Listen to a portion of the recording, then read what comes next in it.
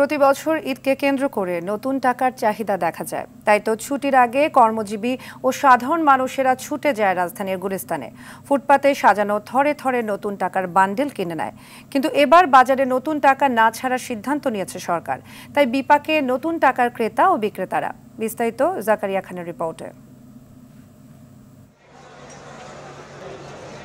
ঈদ উল ফিতরকে সামনে রেখে বাংলাদেশ ব্যাংক প্রতি বছরই নতুন নোট বাজারে ছাড়ে। তবে এবার নতুন নোট বিনিময় স্থগিত করেছে কেন্দ্রীয় ব্যাংক। কিন্তু গুলিস্তান গিয়ে দেখা যায় ভিন্ন চিত্র। ব্যাংক না ছাড়লেও রাস্তায় ঠিকই পাওয়া যাচ্ছে কচকচে নতুন নোট। 10 টাকা 1500, 20 টাকা 1500, আর 50 টাকা 1080 টাকা করে ভাই। এই দামের কারণে ভাই আমরা বেচতে পারি না, পাবলিক হয়ে ঘুরে জায়গা। বিক্রেতাদের দাবি, যারা আগে থেকেই নতুন নোট সংগ্রহে রেখেছিলেন তারাই বেশি দামে বিক্রি করছেন সেগুলো। যারা জানে বন্ধ করে দিব তারা সিন্ডিকেট করে আটকা আজকে এই যে মনে করেন পাবলিকের মনে করেন 1000 টাকা 500 টাকা বেশি দিয়ে কিনতে হচ্ছে। এসব টাকা কিনতে আসা মানুষের মুখে হাসি। ঈদের সকালে প্রিয়জনের হাতে তুলে দিলেই যে হাসির সার্থকতা।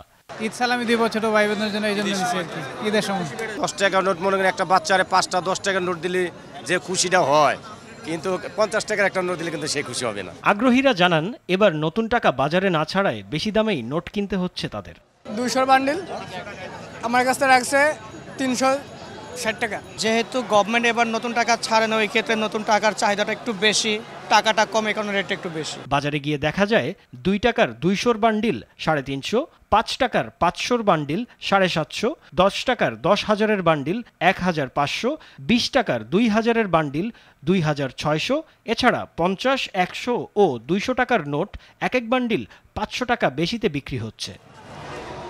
টাকার বিনিময়ে টাকা, তাও কিনতে হবে বাড়তি দামে। কিছুটা সেকেলে হলেও এমনভাবেই চলছে টাকা কেনাবেচা। ব্যাংক থেকে এসব নতুন টাকা সরাসরি গ্রাহকের পাওয়ার কথা থাকলেও কিছু ব্যবসায়ী ও সিন্ডিকেটের কাছে অসহায় সাধারণ মানুষ।